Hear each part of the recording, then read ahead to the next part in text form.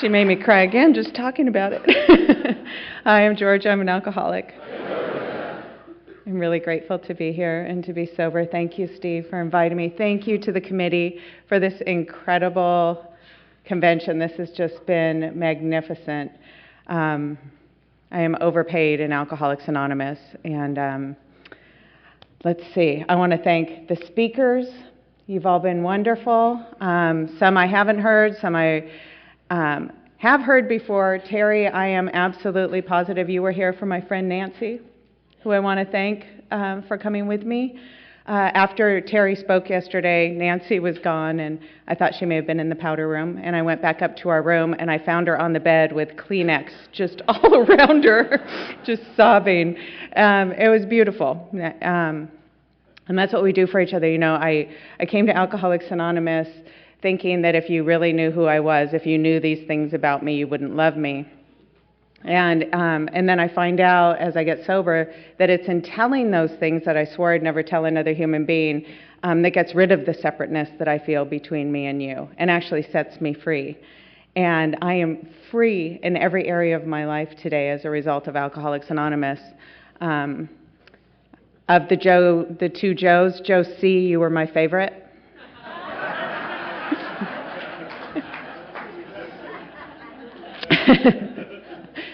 Joe Conroy, actually, I've been friends with for many years, a couple of decades, actually.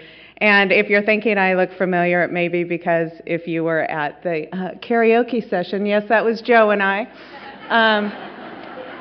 doing a little Sonny and Cher, and we've been at our autograph kiosk, and we're sure that you're all going to be there any moment. So far, we haven't had a lot of people coming by, but we're going to keep on singing. Anyway, I feel like there's other people I should be thanking, but I am super self-obsessed in this moment right now because I'm a little bit nervous. I still get nervous every time I talk, which I think is a good thing. Oh, I know, Heather. Thank you for coming all the way from Knoxville, which many people say is about a 4-hour drive. Heather told me it's 2 hours. So I'm sure that I would drink with Heather.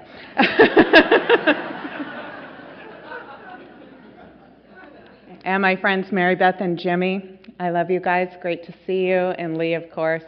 Love you, man. Okay, now all about me. I've been sober since February 1st, 1993. I got sober when I was 24. And I just turned 24 years sober and turned 49 in May. And I never dreamed I would be this old.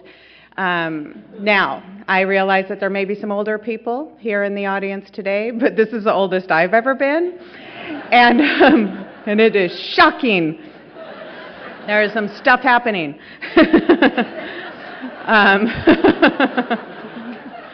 I started drinking really young, so I just never dreamed I would be this age. I don't remember when I had my first drink. I feel like alcohol was always a part of my life. I have pictures going back as early as 11 months old of me drinking out of my dad's beer stein. So I think, well, maybe that was my first drink.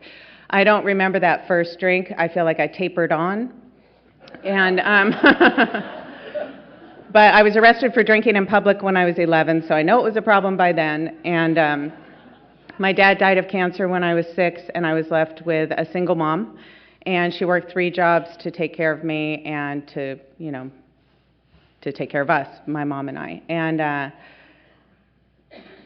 she was very angry, very tired all the time, very depressed, and sort of threw her hands up where I was concerned. She said, you know what, you're going to do whatever you're going to do anyway, and I'd rather you do it at home if you're going to do it. And so at an early age, I was smoking. At 10 years old, I was smoking Marlboro Red Box. I just can't even imagine that. Back then, cigarettes were 55 cents, and I would go to the Mohawk gas station and buy them, and I was stealing my mom's Buick Wildcat at 10 years old, cruising it around the neighborhood. I was the kid in the neighborhood you didn't want your kids hanging out with. Our house was the house in the neighborhood with the overgrown yard. Stopping for a moment. My wonderful host, of course that's who I was forgetting, Lisa. You have been the most gracious, lovely host ever.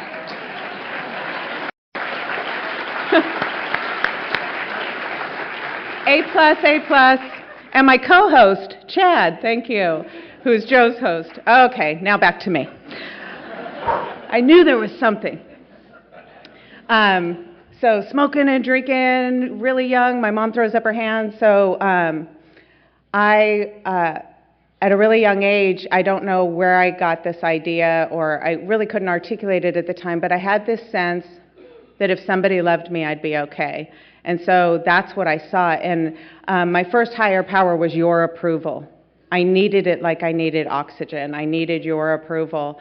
And I hated myself. And I thought that was not self-obsession. I thought you were self-obsessed if you thought you were great. But if you thought you were a piece of crap, that wasn't. And so I had constant thought of how much I hated myself.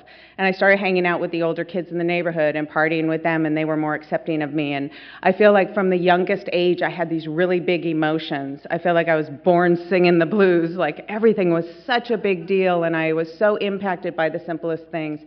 But in school, I was about the height I am now. And that's 5'7". So kids develop a whole lot later than that normally. And so the kids in school came up with a nickname for me, which was BFU, and it stood for Big, Fat, and Ugly. And so that was not what I was striving for. And that when I was looking for your approval, that's not what I was hoping for. And you know, it's so hard to shake those old ideas too. Last year I went to my 30-year high school reunion. Still can't believe I'm this old. But anyway, so, and I thought, you know what? I'm sober now. I have a really good life. I can go to this reunion. I can have a good time. I did not fit in school. Just so you know, like I was the kid who was dropping out of school. I was the kid who was in detention, in Saturday detention. I was the 13-year-old who was pregnant and left school for a while. I was that kid. I did not fit in, but I have this idea that I'm going to go to my 30-year reunion and feel good. And so I talked my best friend Diana into going, and she was a popular, cool kid, and she didn't want to go. And so we went, and the Friday night activities weren't so bad, but I kind of expected the girls to look like me. They didn't. They were all super skinny, perfect hair, perfect makeup, wearing high heel shoes, the kind I can only wear laying down, if you know what I mean. And they are perfect. And I'm thinking, how did this happen? And so I start feeling really small. But I go to the Saturday event, and I'm like, trying to reach out to people, but not fitting in. And at one point, a couple of the girls started doing some of the cheers. And that's when I was just like, this is too much. I cannot bear this. And I just hung my head to cry. And my best friend Diana looks at me and she goes, look, you were too tall and you had a bad haircut, but it's over now.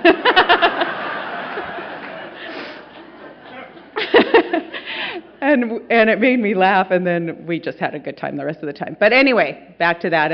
It's hard to shake those old ideas, you know. And in junior high, the kids came up with a nickname for me, and it was, I'm not going to repeat it tonight, but it was based on the size of my lips, which now people pay to have their lips done, so. But none of these things make me an alcoholic, but I think what they did is they got me to drink more quickly.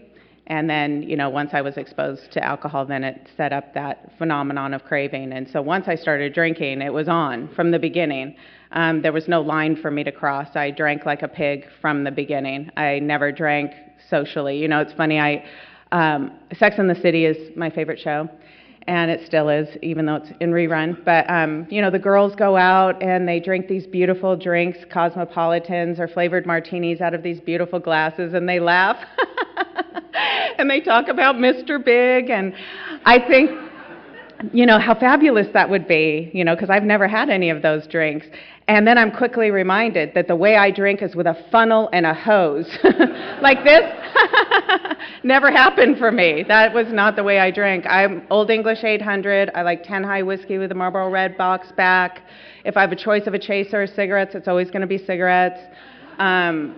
I drink what you're drinking. And then my mom started bringing me home alcohol when she saw that I was drinking, because my mom cannot resist, you know, like a purchase. If you buy this, you get this free, or if you buy this, you get this half off. So she would come home and say, I brought you home some Meisterbrow. If you buy one case, you get the second case free. It's a terrible beer, but, you know, whatever, it's beer. I remember one night she came home with a bottle of tequila, and if you bought the bottle of tequila, you got 2 matching shot glasses. I mean, it's like losing money if you don't buy this stuff. So, so she says, I got you this bottle of tequila for when Ellen comes over on Thursday night for you guys to drink while you watch The Facts of Life. And there's so many things wrong with that sentence, I don't even know. Because there was that sweetness of my friend Ellen would come over on Thursday night so we could watch The Facts of Life, this sweet, wholesome show, but we would usually be drinking, getting ready to go out and drink, because, you have to drink first in case there's not enough and, so you feel comfortable and all that. I had my first suicide attempt at the age of 12. Like I said, I hated myself. I had another one at 13, and at 13 also, I ended up pregnant, and I terminated that pregnancy at the urging of my mom and my boyfriend, and I drank over that for a long, long time. And it wasn't until I came to the room of Alcoholics Anonymous that I had any peace around that. Our book says we won't regret the past nor wish to shut the door on it, and that's been my experience. Even now with 24 years, things stay in a place of regret until I can use that experience to help someone else or to change something I'm going through. But back then I was just collecting regret. Like my friend Charlie C. talks about, you're going through your drinking life, driving this big station wagon, and you're just throwing all your regret, I'll deal with that later, remorse, bills, whatever in the back seat, and you're just like, woo! Going through life. But then when you get sober, it's as if you throw on the brakes and now, all that stuff is here. But that's what the steps help you sort through. But back then I'm just collecting all that crap. I identify as an alcoholic. I believe my alcoholism gets me wherever I'm weak. That can be food, sex, money, drugs, whatever. My alcoholism is always looking for a way out. And for me, at 13, I started starving myself, and at 17, I started throwing up. So I'd be skinny and perfect because if you loved me, then I would be okay. And I did not get any recovery from that until I addressed my alcoholism in the rooms of Alcoholics Anonymous. And that's been the way with everything else.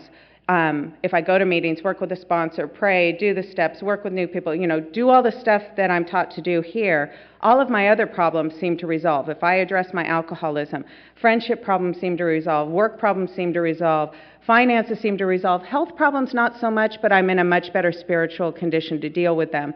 But back then I didn't know that, so I was just trying to fill that emptiness because I was so lonely, that bone-chilling loneliness that only an alcoholic can relate to. So by the time I get through high school, which is just barely, by going to summer school, going to continuation. My mom is working, like I said, 3 jobs, and when she knew I was going to graduate high school, she claimed bankruptcy and moved up to live with her mother, and just checked out.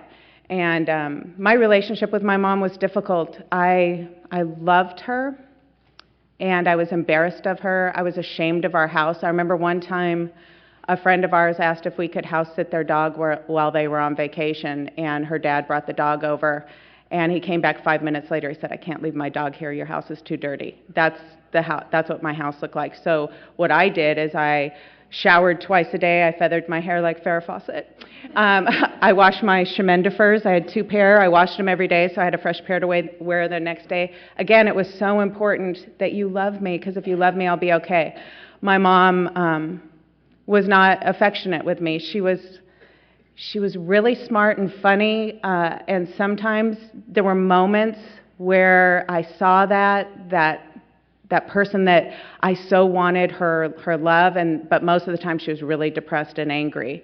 And I remember I don't even know why I'm telling this, it's one of those things. I'm doing a little wild card like Mr. Joe C. over there, but so my mom would scream things. So she would come home from work, she'd sit in front of the TV, I would get a lot of, "Not now, Georgie!" She just didn't even want to hear from me. She'd smoke her more menthols, big long ashes all around her chair, just not now. But occasionally I'd be in my room and I'd hear an expletive, "God damn it," run out in the living room. "What? Who took my last Diet Coke?" or whatever the crazy thing is. And I remember one time I came out and she said, "Where are my orange-handled scissors?" And I said, I don't know. I didn't take your orange-handled scissors. And she said, "To keep anything around here, I have to insert it in my rectum." And I thought, oh!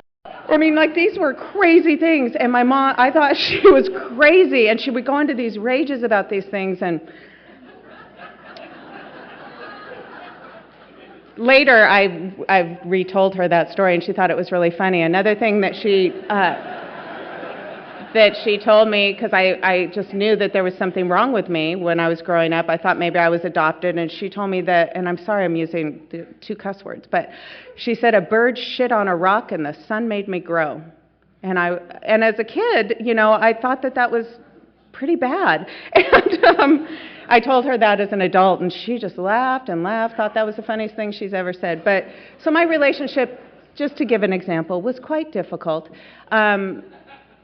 I suffer from night fear pretty badly, and what I would do is after she would go to bed, I'd go lay on the floor next to her bed because I wanted to be close to her, and I was afraid, but I'd get up before she got up in the morning. And my mom and grandma were my only family, and I was always told, it's just the 3 of us. We have to rely on each other. You can't trust anyone else. Everyone will let you down. One day you'll have to work, and it's going to be terrible. My grandma cleaned rooms at a hotel or motel, and was a waitress, and my mom was working in a school cafeteria for half the day, then she cleaned a person's house the rest of the day, and then she cleaned a church on the weekend. So that was their experience. And where they were concerned, I felt fierce loyalty, embarrassment, shame, blame, love, dependence, all of those feelings at the same time. And when my mom claimed bankruptcy and moved home to my grandma, I was like, cool, because Cuckoo Town is all contained, and they're away, and I can live my life the way I want to. And I continued to drink and drink and drink. And something that got set up for me really early on, too, is my overlapping relationships. And some of you may identify with this, but I've been in relationships since I was 10 years old. I had a 16-year-old boyfriend, which is just so creepy. I don't even, but like I said, at 10 years old, I felt like I was older. I looked like I was older. But when you're in a new relationship, you usually have those wonderful butterflies, and everything just seems better. Every song is your favorite. The sky's never been bluer. The flowers are so pretty. It's so green here. And just everything's better. And then you're in a relationship for a while, and those butterflies start dying down. And in a mature relationship, a long-lasting love replaces those butterflies. But for me, the way I saw it is, you put the butterflies there, and I'm not feeling them anymore, and it must be because you're not doing whatever you were doing to give me those butterflies. And if you loved me, you would. In fact, if you loved me, there's about 10,000 things you'd be doing right now that you're not. So then I would find somebody, to give me the butterflies, and then I would cheat on you, and then you would dump me, and then I would go to the next person as a victim. And I did that over and over and over again. And it was getting pretty exhausting. And so by the end of my drinking, what happened was my mom had moved away. I ended up getting this really great job out of high school, and I started having an affair with my married boss. And so I had to leave that job, and things continued to get worse from there. He wasn't giving me the butterflies anymore. And my roommate had a brother named Danny, and she said, my brother's wife has kicked him out because he has a problem with crack cocaine. He's better now, but she won't forgive him. And he hadn't been to a program or anything. It was just magic. He was just better. And so she asked if he could come stay with us, and I said, okay. And so he came to stay with us, and the thing I liked most about him is he was crazy about me. And it absolutely didn't matter how I felt about him at all. And so he moved in with us. But the problem was he wasn't done with that crack pipe, and what a surprise. And I don't know about you, but it's hard for me to be with somebody who has a different buzz. When I was a teenager, my friends would be getting stoned. I'd be like, you're so stupid, give me some. And then I would be stupid too. Or I go to a kegger party or something, and you see 3 or 4 people drift off to the bathroom together, and you're like, well, what, 4 people just went in all together. What's going on in there? And then they come out and they're like,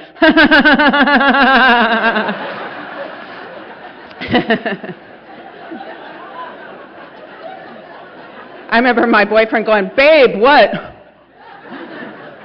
I'm like, I know what you were doing. So, but then they invite you in, and then you come out and you're like, so that's kind of what happened with Danny, is he was acting really weird. and I said, I want some. And because I couldn't break up with him. I couldn't. I needed somebody to love me so I'd be okay. And so I started doing that with him, and within 6 months I lost everything. I got evicted from where I lived, I got fired from my job, and he sold my car for a piece of crack cocaine, which went for about $20 at the time. And I had no place to go, and my best friend Diana and I, who I mentioned earlier, had grown up together, and we partied together, but she grew out of it, moved to San Diego, was living a big life, and I had continued to live near our hometown, just circling the drain.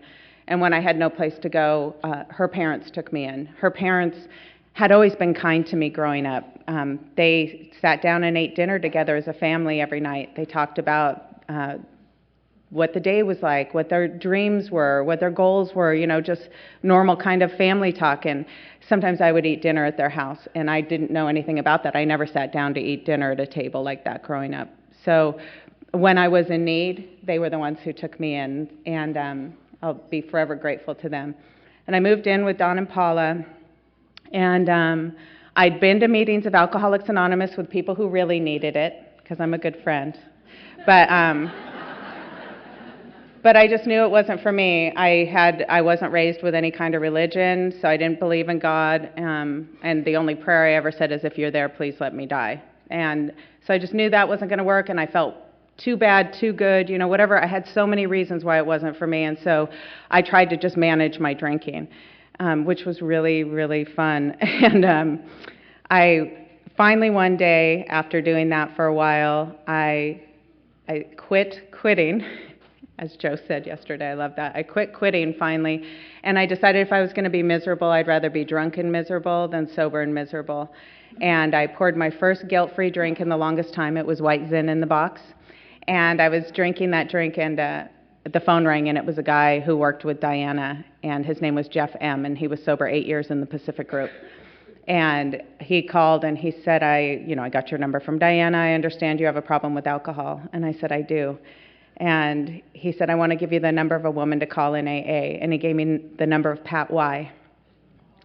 And I called Pat, and she said, my husband Vince and I are going to a meeting. Why don't you come with us?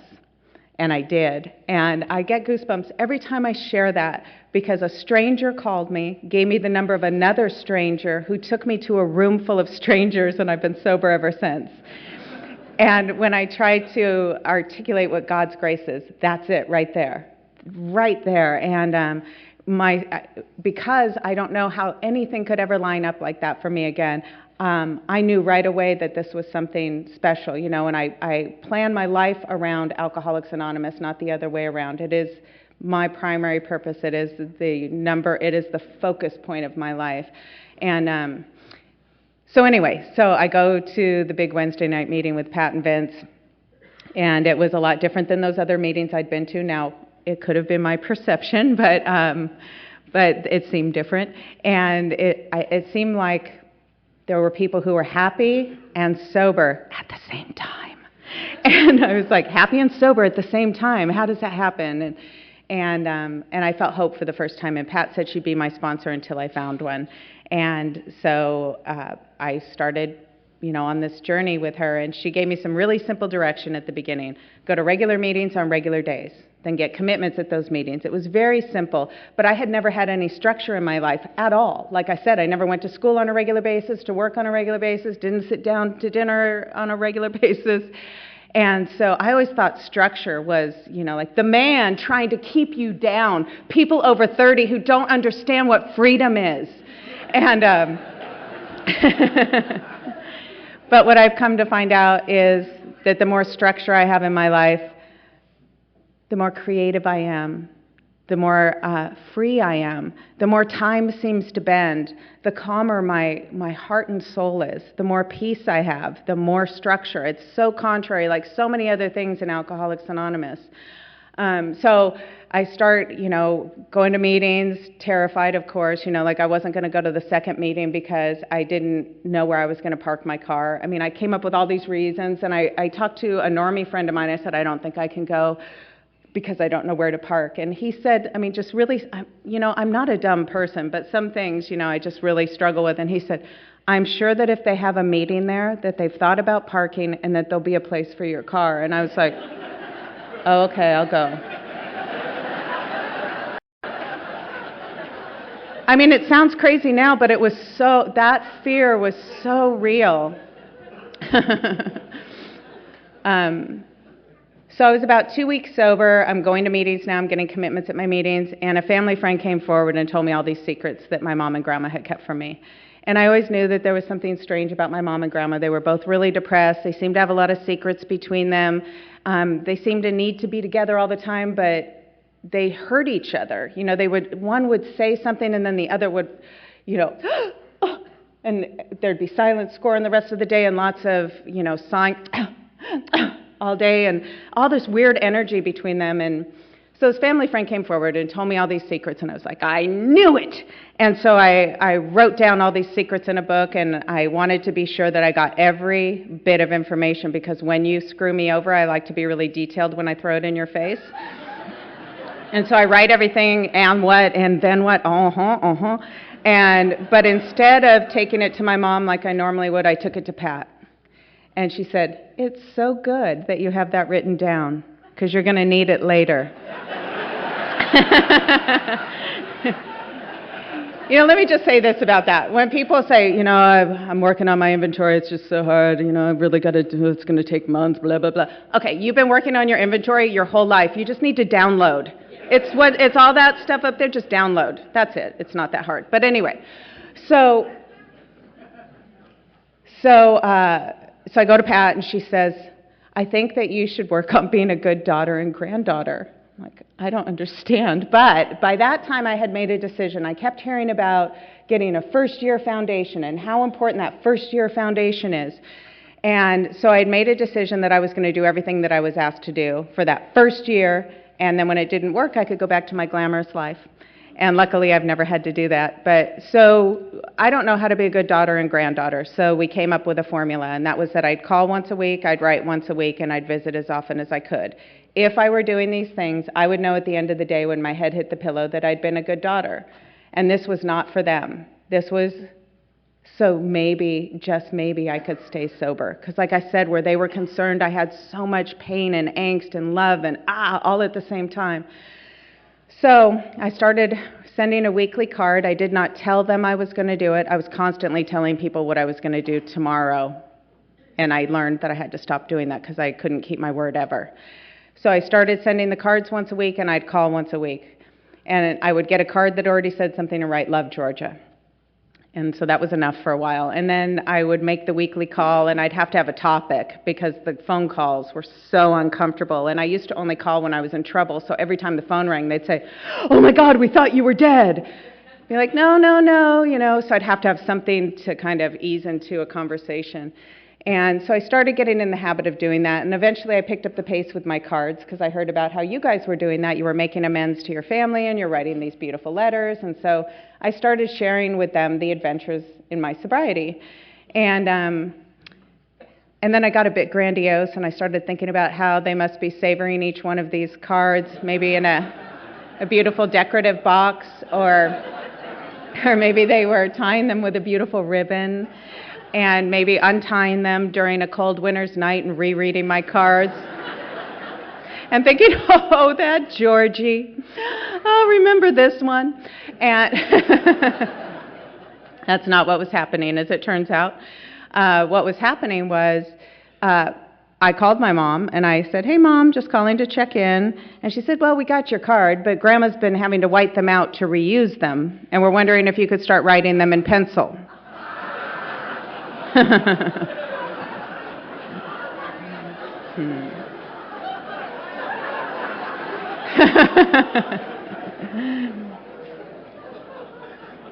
And I did, and I want to tell you why I did. I did because I now had a sponsor who told me that I'd never have to go through anything ever alone.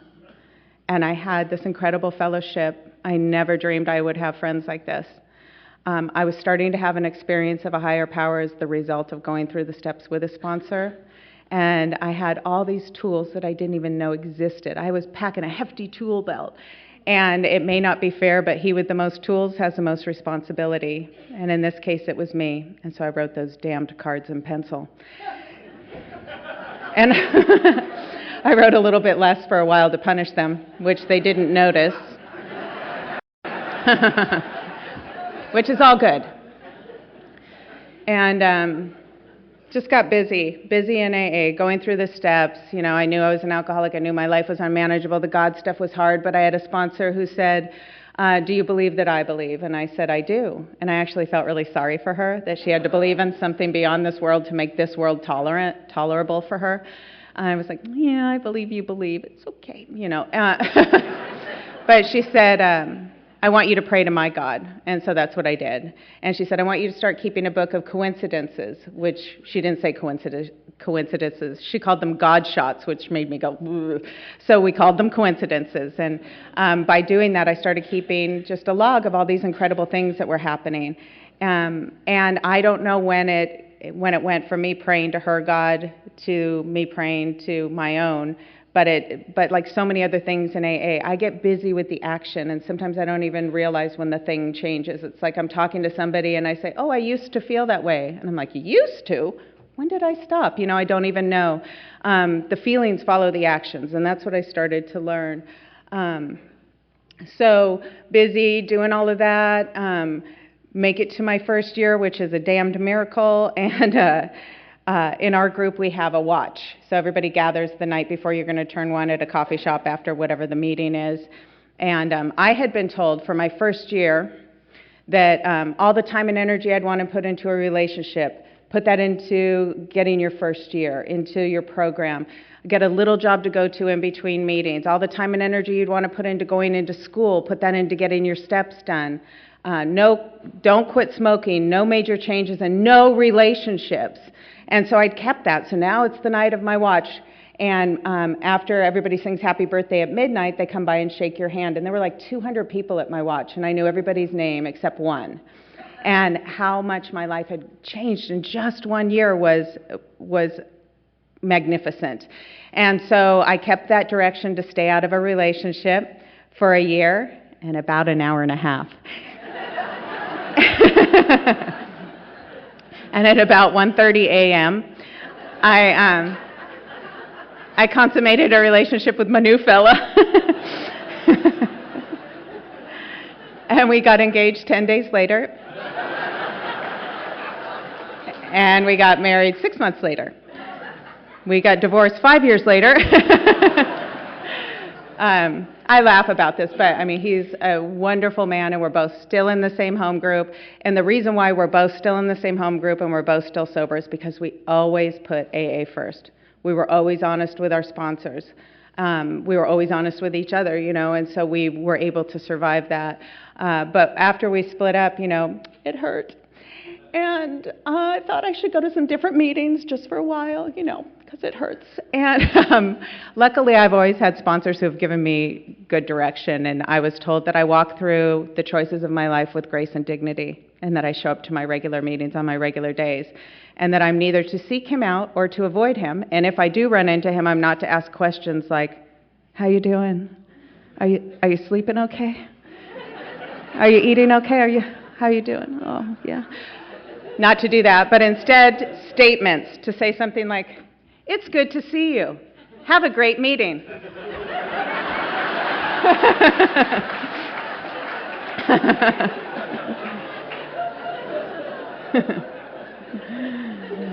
And because I got sober at 24 and I've been in the same home group for 24 years, I have said, it's good to see you. Have a great meeting. A great many times.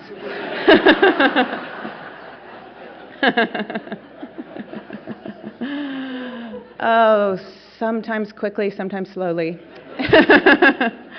But so by that time, Marilyn S. was my sponsor, and I want to talk a little bit about this. So I've had 4 sponsors in my sobriety. I had Pat Y., Tracy J., Marion W., and then Marilyn's been my sponsor since I was 2 years sober. And I have never been given bad direction by a sponsor. I've always had just the people I need in my life, just at the right times. Today I know if I'm with the right sponsor by answering 2 questions. So I like to share that because I found it really helpful, so maybe it'll help you too. If I can answer enthusiastically yes to these 2 questions, I'm with the right sponsor. 1, do I want what they have? And 2, do I trust their judgment? And if I can answer yes to those 2 questions, then I don't need to debate anything. I can Call her, get direction, take it. I don't have to think, is this crazy? Is this right? I don't know. I just have to be able to answer yes to those two questions. And I've been able to do that now for 22 years with Marilyn. So Mark and I split up when I was around 5 years sober, and about that time I had to have a second back surgery. I'd had minor back surgery early in sobriety, and this was a spinal fusion. And so this was different. I was going to have a recovery time of about 6 months if all went well. And I happened to be one of those people in the 1% where things don't go well. And I ended up being bedridden for about a year. And I was diagnosed with something called reflex sympathetic dystrophy, which is, it can be a result of any trauma or injury. And so in this case, they thought the trauma was the back surgery. And what happened for me is my legs swelled up, it turned bright red. I couldn't even have the weight of a sheet touch my skin. It hurt so bad. And so they thought I had a blood clot, and I went to the hospital immediately, and I had all these tests. And the doctor that I was seeing had somebody before me who he had treated for about a year, who he wasn't able to diagnose for almost a year. So when I came in, he knew exactly what I had, and the key is to get into treatment quickly. Otherwise, you end up with amputations or you can end up paralyzed. And so I started seeing this specialist, and I was going to the hospital 3 times a week for treatment. I was getting cervical and lumbar punctures. I was getting nerve blocks and freezing of nerves and all these kind of crazy, it seems so barbaric, and recovering from a spinal fusion where they went in the front. So I have that going on and this, and it was my AA group that took care of me. They took me to my appointments. They brought me meetings. I had to have babysitters every night to help me eat, dress, everything. And I had people taking care of me that I honestly wouldn't have had a cup of coffee with. And I look at these seemingly difficult times of my life, and they turned out to be some of the greatest times of my life, where I've connected with people at that level that I so desperately wanted my whole life. And I had come to learn that emptiness that I was constantly trying to fill, the only way to fill it is to give. Getting is good, but it will never fill that emptiness. And so what that left me with was feeling really useless, because I had learned to now fill myself up by giving, and now I'm in a place where I'm just of need. I'm just a need monster. And and I felt completely useless and full of self-pity. And, you know, I can pray for a character defect to be removed or for the opposite, and what happens is an assignment appears. And, you know, I was so just really struggling with having to ask for help. But what I learned was that was a way to be of service, to let people help me, because I had done that with other people who had surgeries and taking meetings to their house, and I knew how that filled me up, and so I was able to do that. And I forgot to mention that as soon as Mark and I split up, I got involved with someone else right away. Surprise! But, so we were together during this time, and, you know, I was really sick, and I was a few months into this, and by that time I had lost my job because I couldn't work. I couldn't drive, and I couldn't afford my car anymore, so I lost my car. I was just losing one thing after another, and then this guy came to me, and he said that he'd consider a relationship and a commitment with me when I was well, and he dumped me. And I was devastated, and I called my sweet and understanding sponsor, who was learning to play guitar at the time, so oftentimes I'd call her and she'd be plucking away in the background. And I said, you know, every installation of my pain, I've called her, you know, the surgery, complications, job, car, losing everything, useless, help me. And so now I call her and I'm like, and now I got dumped. And she said, oh, this sounds like a wonderful country western song. And she started playing a country chord progression and sang my blues.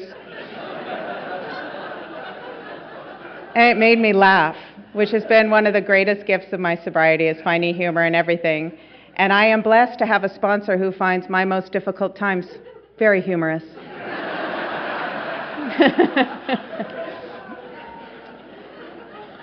And so I referred to an assignment appearing, and the assignment came in the shape and form of Mike Finch, who Joe talked about Thursday night. Mike was a 33-year-old man at that time who I had met in Alcoholics Anonymous, who had Lou Gehrig's disease.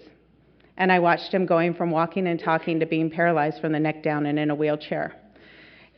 The one thing that I never saw change in Mike, though, was his joy for this program. And he used to say, there's no cure for ALS, only AA. And so he sponsored tons of guys, and as he was living in Vegas, driving up to the big Wednesday Pacific group meeting, then he moved to San Diego and was driving up, and he'd fill up his handicap van with all these guys he sponsored, and was just full of love and just loved AA and funny guy, and that was an attraction to me. And his wife had also left him when he was sick. And so we had that in common, and we started talking, and we became friends, and then we became more than friends, and I was able to spend the last 6 months of his life with him. And I wouldn't have chosen to love somebody that I knew was going to die, but we never know. We never know how much time we have, and, So that's where I met Joe. And a lot of the folks in San Diego who I still have relationships with. So Mike and I started this relationship, and he would say that he felt like I was an angel put into his life, but I felt it was the other way around. And so I moved to San Diego with him. So I had made it through the first few months of all these treatments, and just in case I forget to wrap this up later, I still suffer with chronic pain today. And if you suffer from chronic pain, we're not supposed to say our case is different, but I just want you to know our case is different. but maybe not in the way you're thinking that I'm going to say, and that is that I have to do twice as much to feel half as good. And that means I have to do more AA. And the way I treat my pain today is with Pilates and with AA. And I'm sure lots of people have other suggestions, but I'm really good. Thank you so much anyway. But back then I was still really suffering, and I still needed care. And so I moved down to be with Mike, and we kind of took care of each other. And his house was filled with people taking care of him. And, we learn in AA that when we're in a situation, try and make it better, take on a commitment. And I had been reading about Elizabeth Kubler-Ross and death and dying since, my dad had died when I was young, and I had had friends die. And it wasn't that I was obsessed with death, but I just didn't understand it. And so I'd been reading her, and she had talked about photojournaling. And so I made that my commitment. I asked Mike if I could do that, and he let me photograph the last 6 months of his life, like everything. Trips back and forth to the hospital, people coming to visit, barbecues. My favorite picture, I was telling Joe, I can't really show a lot of people, but so Mike needed help doing everything, and I would help him with most things, but I was not a lifter because I was, recovering from this back surgery, so one of the guys would have to get him on the commode. And so the picture is, he's on the commode, one of his sponsees is sitting on the bathtub across from him just going, "Well, me," while Mike's trying to have a moment, and another one of his sponsees is sitting on the sink completely oblivious, playing guitar. And that picture encompasses that time so beautifully. I used to call Mike the Make-A-Wish boy, which is really not tasteful at all, I know, but he had a really good sense of humor. And he was living his life to the fullest, and people would say, "Oh, you're with Mike? Isn't he dying?" People say the craziest things. Just know that. Just say thank you and keep moving. But I would say, no, he's not. He's living in a really big way. And he was, and I that was an attraction to me. And there came a point where he needed to get a feeding tube, and he couldn't eat anymore. And I had this situation when I was little. My dad had stomach cancer. And they'd done all these surgeries, and they'd kind of run out of stuff to do, so they did what they called a guinea pig operation, and they had left this big hole in his stomach. And he would be in a reclining chair, and stuff would bubble out and burn his skin, and my mom used to have to put a tube in there and put stuff in there, and I was daddy's little girl. I loved my dad. Mom who, I loved my dad. And so one day I asked to help, and I was holding onto that tube, and I let go, and it sprayed everywhere. And it was like one of those memories that plagued me. I would be walking down the street, and it would be like, ah! The memory would just pop into my head. And I had no idea that Alcoholics Anonymous could help me with that. I thought Alcoholics Anonymous was just about not drinking. So flash forward, I'm with Mike. He gets the feeding tube, and he says, "I want Georgia to feed me." And I'm like, no! I go, no. I said, "You have to tell me if it sprays everywhere, that'll be okay." And he said, "No, that would be really bad." But then I told him about what had happened with my dad, and he said, "Well, let's just try." So I did it, and, of course, I became the #1 feeder and medicine giver. No, I've got this. And, But there's so many things like that that I just didn't think could be resolved in Alcoholics Anonymous. And Mike was so kind with me. It was such a time filled with, there was so much sadness, but there was so much joy, and it was so fun and scary, terrifying, all of those things, and I got to feel it all. And I think as an alcoholic, I'm so terrified of my feelings, and I miss so many things because I was so afraid of my feelings. But I got to experience this. I got to experience it all. I got to feel every bit of it. And I think of my friend Julie, who's a member of my home group, and her son died on his senior trip about 15 years ago, suddenly in a car accident. And she was so, so, so sad. And people were suggesting that she get help. And, you've been sad a really long time. And she said, no, I want to feel every feeling that has to do with this glorious boy. I don't want to miss a feeling that has to do with him. And I thought about that, like, I have missed so much. I don't want to miss any more moments, and I don't have to. So the house was filled with people like Joe, who I love and adore. Have I said that enough times now? Are we good?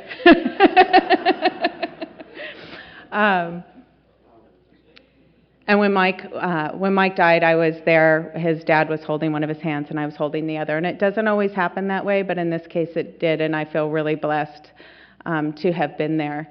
About a month before Mike died, my grandma passed away. Now, I do have to say that through the years, I kept up with those cards and pencil and, and the weekly calls. And let me say this, that my mom and grandma never believed that they should have to call me.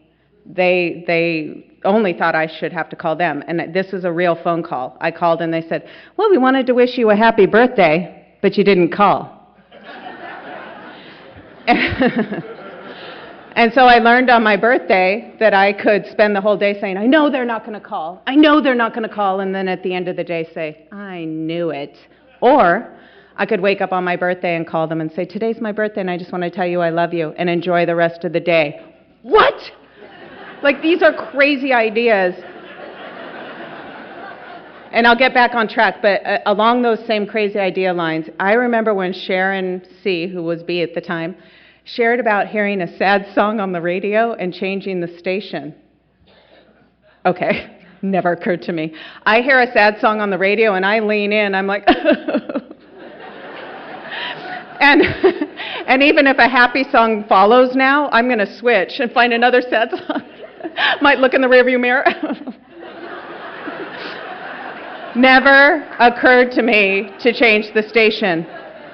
And I'm not a dumb person, but I learned a lot of stuff in Alcoholics Anonymous. But by the time my grandma had died, she had become this really sweet grandma. She was not that when I was growing up. She used to tell me I ruined my mom's life, that if my dad were alive, he'd be disappointed in me. She would tell me my hair was stringy, and she would tell me how ugly I was, and she was not a nice grandma. Somehow she changed over the years, and I think it's as we see our disease ripple out into the lives of the people we love, so do we see our recovery. I don't know, but I wanted them to see the new me, and my grandma turned out to be this really nice grandma, and I had been able to be a good granddaughter to her, so when she died, we were clean, and I was able to be there for my mom. And so then Mike passed away, and I moved back to Los Angeles, trying to get my life back together. I hadn't worked in a long time, and I was still having a lot of chronic pain, and I wasn't willing to do the stuff I was willing to do when I was new, that stuff that tapped me into joy. Because now it's different. I've got some time. That's not the solution. This is much bigger. And so I was suffering, and I called my mom to check in. By that time, I'd got a place to live, a little job, a little car, was trying to get back into the flow of life, and my mom said she needed to see me, and so I drove up to see her. And I had never found it necessary to throw those secrets that I'd written down when I was 2 weeks sober in her face. And so now, many years later, she sat down with me and said, there's some things I need to tell you now that Grandma's gone. And she was keeping these secrets out of respect for her mother because they involved her. And so she told me her life story. Now, the secrets that I had learned was that my mom and dad were never married, even though my mom said they were and had an anniversary that I wished her happy anniversary every year. that my mom had embezzled the money that my dad left me. And I used to think, well, my dad left me money. He didn't leave it to you and it's mine, but she used it to raise me. And, it was all kind of perception stuff. And that my dad was an alcoholic, that my dad was a womanizer. These are the secrets that I had found out. But what came to happen was I spent these 2 days with my mom, and my mom told me her story. And that was that at the age of 8, my grandma was sent to live with another family because her family couldn't take care of my grandma and her sister. So they sent my grandma to live with another family. And in that house, she was the house girl. She cooked and cleaned and was physically and sexually abused by the men in that family. And the way that she got out of that is she got pregnant by a man she didn't love with my mom, got married, and left that situation. And before my mom was even born, she had already divorced that man and had gone about her life. So my mom was raised being left at boarding schools, being left with other families, just like had happened to my grandma. My grandma did that with my mom. And eventually, my mom ended up living with her dad and her stepmom, and my grandma would come to visit, and she'd be in these shiny cars and have furs and jewels. And one day, my mom was given the choice, you go with her today, or you never see her again, basically. And so my mom, of course, like many of us, go for the shiny objects. And so she went off with her mother, and it turned out that my grandma had turned to a life of racketeering and prostitution. And she turned my mom out to work that business when my mom was 15. So my grandma never went to another day of school after she was 8 years old, and with my mom it was 15. And my mom told me her story, and I since have not heard a worse story inside or outside of Alcoholics Anonymous as the story my mom told me about her growing up and the many abuses that she endured from the men coming in and out of that house, from my grandma accusing her of, seducing her boyfriends. And my mom was pregnant at 15 and pregnant at 16 and put both of those babies up for adoption. And while she was pregnant with those children, she lived on the streets of Hollywood, sleeping in doorways and, depending on the kindness of strangers. And the church that she had so loved, that the boarding school she had gone to, had turned their back on her because now she was this, failed woman. And so there was no friendly direction for her. Every person she ever loved had abused her. And I could not even imagine that was my mom's life. I never even dreamed that I would hear that coming out of her mouth. And my mom and dad were not married. She told me that. She said that she was my dad's mistress. And when my dad died, his money went to his wife. And how painful that must have been for her, and how shameful. And my dad had affairs, and my dad had an affair with a neighbor and raised that child. The neighbors were raising that child as their own and didn't even know. I mean, it was just like 2 days of this. It was like listening to somebody's really long fifth step. But what a blessing. And the reason that she was able to talk to me about this stuff that she hadn't talked about in over 30 years was because I'd been making those weekly calls. I'd been sending those weekly cards and had built that trust through consistent behavior on my side of the street. And that was the most valuable lesson I think I've learned so far in sobriety, is I am only responsible for my side of the street. What you do on your side of the street, none of my business. In fact, the dirtier your side of the street is, the cleaner mine needs to be. The only access to power I have is on my side of the street. It's over here. It's not over there. I've fiddled about over on your side of the street several times looking for power. It's not there. So my mom's telling me this horrific story about her life, and I'm just sitting there, and I'm so glad I didn't hear it when I was newer, because it would have been all about me. And in this case, it wasn't. I got to say, I'm so sorry. I'm so sorry that happened to you. And I don't think she expected that, and I don't think she'd ever heard anybody say that. And I began to have this mad crush on my mom. I was so grateful I'd been given that direction to treat my mom like she was this amazing mom, to send the cards, to make the calls, to do the visits, to do all the stuff. Because as it turns out, my mom was like a superhero. The fact that she was able to keep me in the same house until I graduated from high school, the fact that she was there every day, the fact that I didn't endure the life that she and my grandma had. I had the life of a princess compared to the life that they had.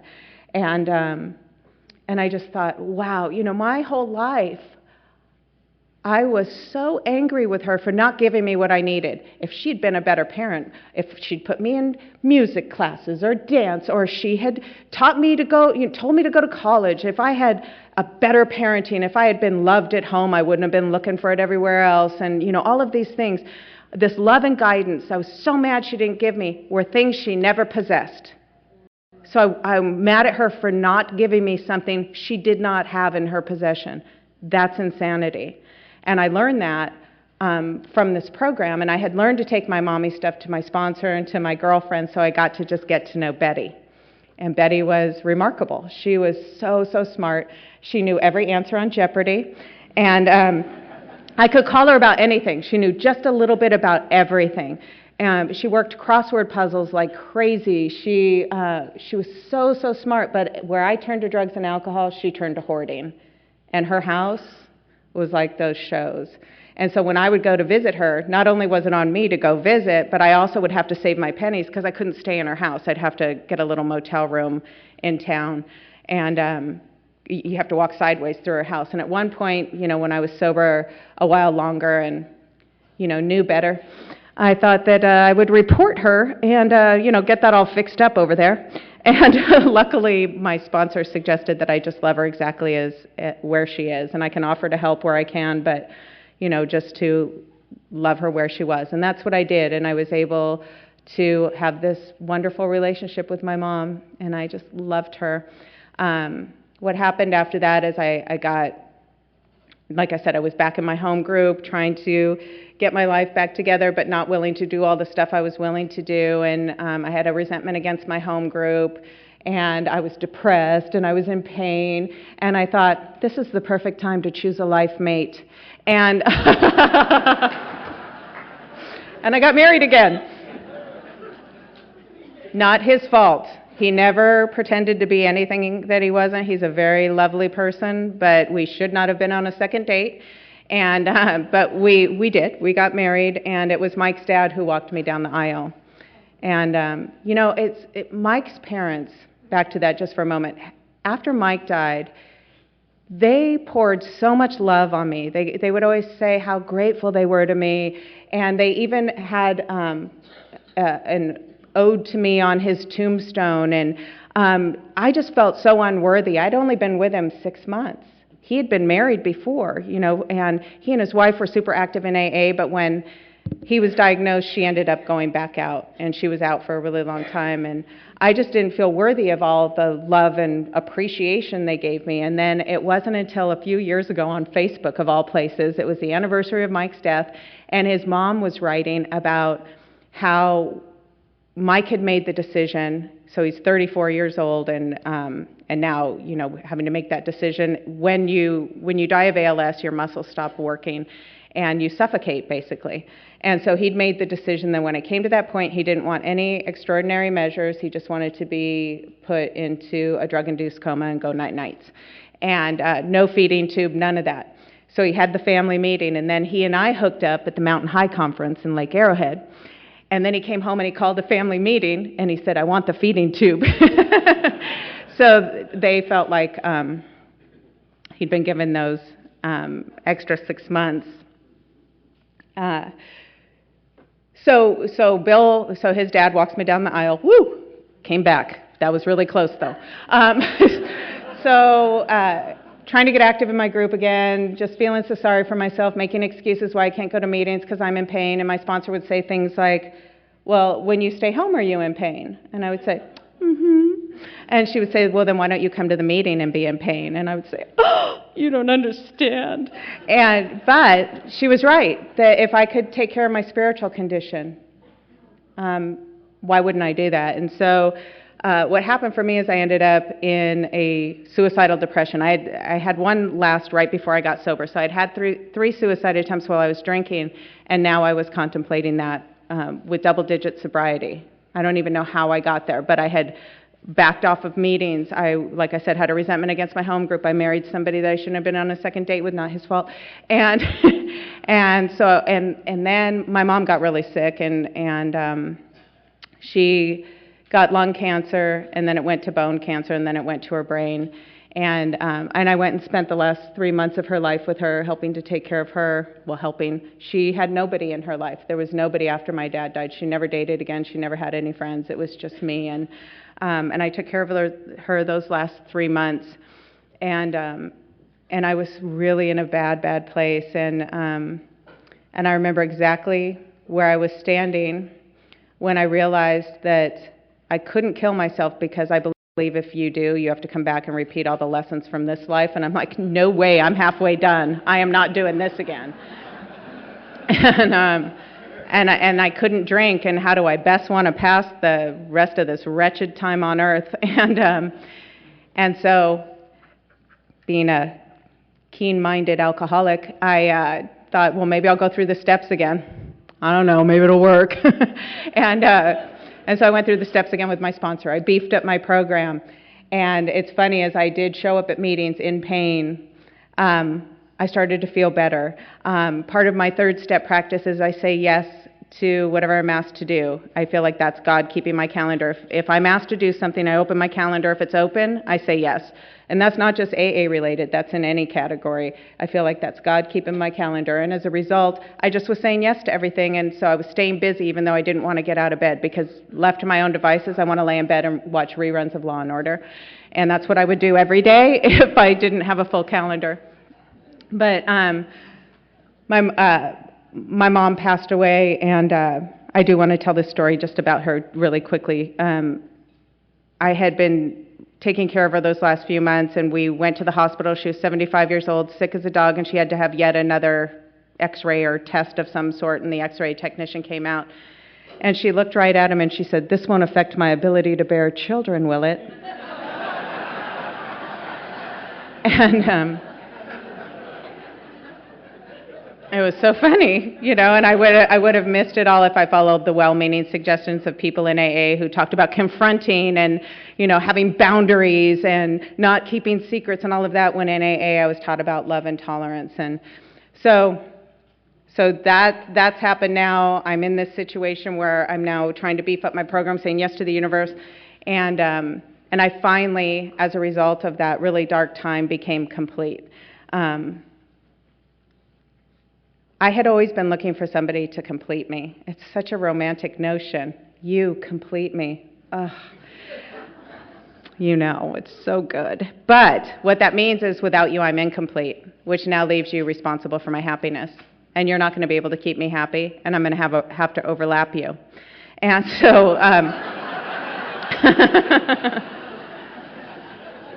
so as a result of this really dark time, I ended up going through another divorce and, you know, really beefing up my program. I ended up working for the Midnight Mission. I'd been volunteering there since I was brand new, and I had always felt the pull to be there. It's a Skid Row mission where we help homeless people restore them to sanity, yes, self-sufficiency too. And so I had gotten a job there, and I was really active again in AA, and I was feeling so good and so whole and didn't need a man. Finally, amen, a man is not a plan, ladies. And what happened was I fell in love. I did everything differently this time. I didn't get the U-Haul on the second date, you know. He wasn't in AA, and we got to know each other, and it was slow going, and it was like a date a week for a while. I'm like, oh, you know, but I was different in this relationship because I wasn't looking for him to complete me. I was going to AA. I was going to my higher power to fill that stuff, and this relationship enhanced my life, and vice versa, I thought. And it was such a sweet relationship that I almost couldn't even tell people because we were so sweet. So we were together about 3.5 years when we moved in together and got engaged. And he worked for a radio station and didn't have to get up early, but he got up early every morning and made me coffee. And while I was getting ready for work, he would make me lunch. And on every one of my little lunch bags, he would write a sweet little note, and he'd pack my lunch, and he'd walk me to the car when I went to work. And then we'd call and text throughout the day, love you, and we have cute little names, which I'm not even going to repeat. And then at night we'd have dinner together, and then we'd go to bed holding hands, and maybe we'd listen to music, or we'd read something. We loved David Sedaris. We'd read David Sedaris and laugh and laugh and laugh. And I would do stuff with him at the station, and he would help me out at the Midnight Mission. He would MC these events for me, and our life was big and beautiful and full. And I mean, going to the supermarket was fun, and I had never had love like that in my whole life. And we were together 7 years. And so a few years ago, I had this nagging feeling in my gut that something wasn't right, and everyone was telling me, you're trying to sabotage the best thing that's ever happened to you. You don't have any proof. You know, you're crazy, basically, except they didn't say that, except for Nancy. Nancy was the only one who was like, yeah. But I didn't, and so finally what happened was I couldn't stand the feeling in my gut, and I checked something. I checked his phone, and I found out that he had a whole secret life, and that he'd had it since we were first together, and that there were not one, not two, but dozens of others, and I was completely heartbroken. And but everything I do at the Midnight Mission and everything I do in AA is based on the idea that people can change, and I see it every day. I see people who are homeless who are now thriving. I see people who come into Alcoholics Anonymous who I thought, she's never going to stay, who now have 10, 15, 20 years, whatever. And so I needed to bring that home. And so I did. And I was able to do that, I think, because it wasn't personal. And I knew it wasn't personal. Now, it hurt like hell, but I knew it wasn't about me. And so I stayed close to my sponsor. I stayed close to my friends. I really worked harder in my program. And I stayed and tried to work it out, but this was not a situation that was going to resolve. And I prayed for clarity, and one day I got it, and I knew that I had to walk away. And so I did that in March. In March we broke up, and then he moved out in May. 2 months. It was a little rough. But he moved out while I was speaking at a meeting out of state, actually. I couldn't have been in a better place. And I share this with you because something like this would have broken me before. It always broke me. I was always starting over, even in AA. It always broke me. And I'm not broken. I'm brokenhearted. And there's a difference, and that's an appropriate emotion. That is an appropriate emotion for what I'm going through. Not so appropriate, the bursting into tears at awkward moments, but I'm getting through that too. And I have a lot of loving people in my life. And, you know, next to getting sober, the greatest thing that's happened to me is working at the Midnight Mission. You know, I have found beyond Alcoholics Anonymous even more depth in my meaning and purpose in life. And in working there too, I have found something else. So music has always been really cathartic to me. I love to sing. Really cathartic for me, not so much for my audiences, as it turns out. And so I thought, how cruel is it that God would give me this desire and this passion and then have me suck at it? And really, I mean, this was a serious thing. I was really disturbed by this, because that's like, what do you want to do? That's what, it's music. I'm possessed by music. And how cruel to not give me the chops. And then I go to work at the Midnight Mission, and I realize that maybe God gave me that passion, not for me to shine, but for him to shine through me. And I created a music program, and I bring musicians to play for our homeless community. And it started out being once a month, and now it's like every week. And I've had people from AA who play music. In fact, Bob Darrell's going to be there next Thursday, to big bands, and we have a street symphony that comes in, which is a group from the LA Phil, and so I'm involved in music all the time, and it's running through me, and we do open mics, and of course I perform at each and every one, but